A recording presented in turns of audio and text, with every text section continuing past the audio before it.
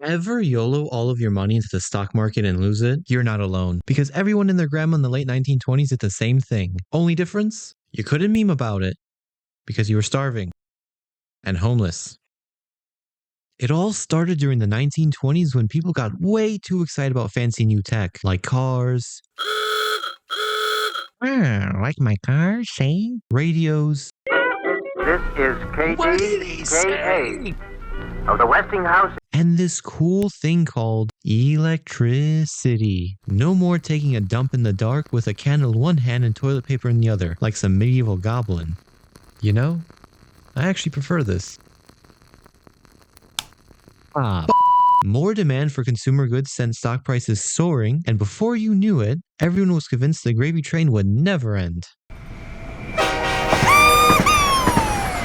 Then came the brokerage houses, investment trusts, making it easier than ever for literally anyone to gamble their life savings on stocks. And boy, did they. People started buying on margin, which for my non-finance folks means you put down a little bit of cash and borrow the rest to buy the stock. It's like investing with a loan, except if the price drops, you still owe that money, like a short seller watching GameStop skyrocket. Let's rewind back to the summer of 1929. People were credit maxing, buying all the new tech. Eventually, it caught up to them and they had to decide between a new radio or dinner on the table. Let me break it down like this. People no buy new stuff. Business lose money. Business sad. Business fire people. People no job. People no buy. More business lose more money. More business fire more people. Big sad. Economy die. Now imagine, you're Joe, sleeping like a baby. He's up $10,000 in his portfolio, which is like $150,000 today. He's got a new house, new car, and at this rate, he'll probably get a new wife too.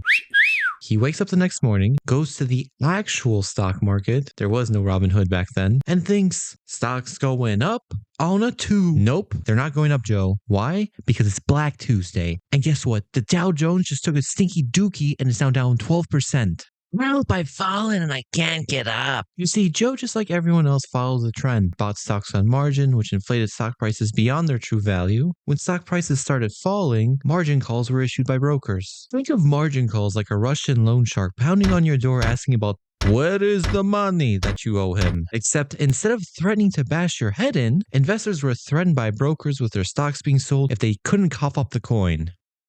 When prices dropped, investors couldn't cover their margins. They were broke, so brokers dumped their stocks to cut losses, which plunged prices further down the toilet, panic spread like butter, and the market collapsed like a stack of cards. But that was the worst thing that happened.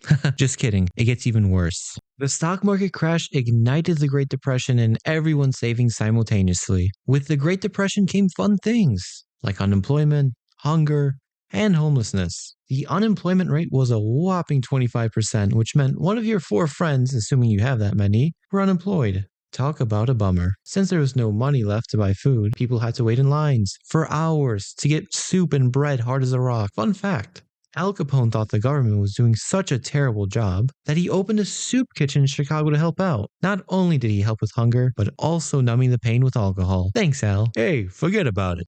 Now, after they got their food, people went back to their Hooverville. What is a Hooverville, you might ask? Sadly, it's not a village full of Hooters. Aww. A Hooverville was a shanty town that was made up of houses created out of whatever material people could find. Cardboard, lumber, the corpses of the elite.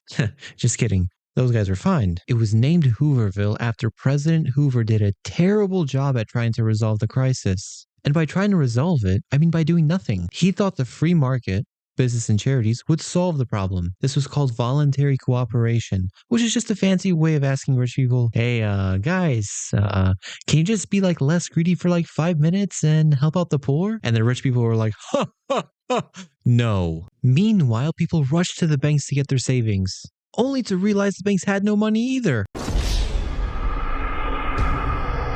Hoover's 4D chess play to combat this was to raise tariffs on imports through the Smoot-Hawley Tariff Act. It all backfired when other countries were like, oh yeah? 2 can play at that game, and slapped tariffs of their own, which dropped US exports by 60% and worsened the Great Depression. Oh, and to make matters worse, when World War I veterans peacefully protested for their bonuses, Hoover thought the best way to win over the American people was tear gassing them with the actual US Army. Nothing says I care about the people like tear gassing homeless veterans in the middle of a depression. So naturally, in 1932, the American people were like, bye Felicia to Hoover, and embraced Franklin D. Roosevelt, hoping he will be the one to get them out of this mess. And he did, somewhat. FDR created the New Deal, which was basically throwing government programs at the problem like Oprah gives out free cars. A nation strong, the times are bright. With a steady hand, we'll win the fight. A voice of hope, a guiding way, leading us to better days. Step right up, don't be slow. Tune your dial, let's start the show. The voice you trust, the name you know, it's the FDR Show.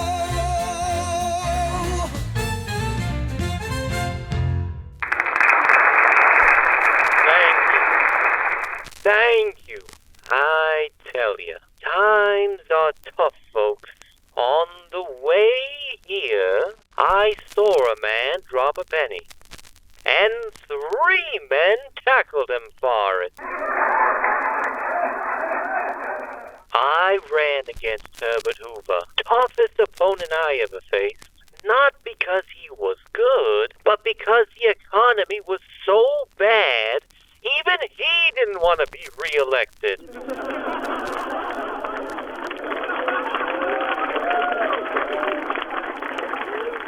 Hoover Dam?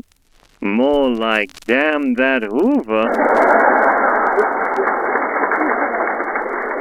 All right, folks. It's time you heard what I've got planned to pull us out of this mess. I'm proposing government programs. A lot of them. Jobs. And you get a program, and you get a program. Uh-oh. We'll be right back after this commercial. You may be wondering what these programs were. Let's go over them. First up, the CCC. Put young men to work planting trees, building roads. Manly stuff. The Works Progress Administration. One of their projects was called FAP. I know what you're thinking. Get your head out of that gutter. It stood for the Federal Art Project. They hired artists to paint murals and write plays. Starving artists? He's still starving, but it's federally approved. And don't forget, the TVA brought power and flood control to the South, so now they didn't have to starve in the dark. And finally, the one everyone has heard of. Drumroll, please. The Social Security Act of 1935. FDR figured old folks shouldn't have to break their bones just to make rent.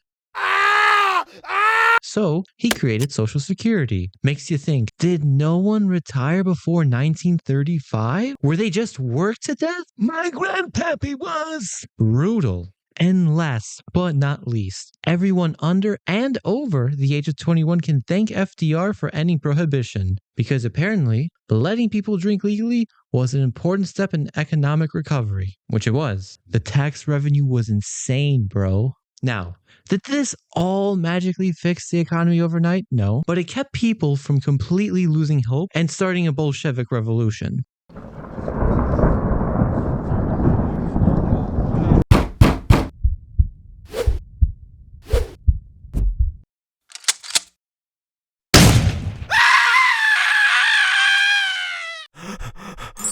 What actually ended the Great Depression was the Second World War. Anyways, I hope you guys liked my first video. Let me know in the comments what I should cover next. Goodbye!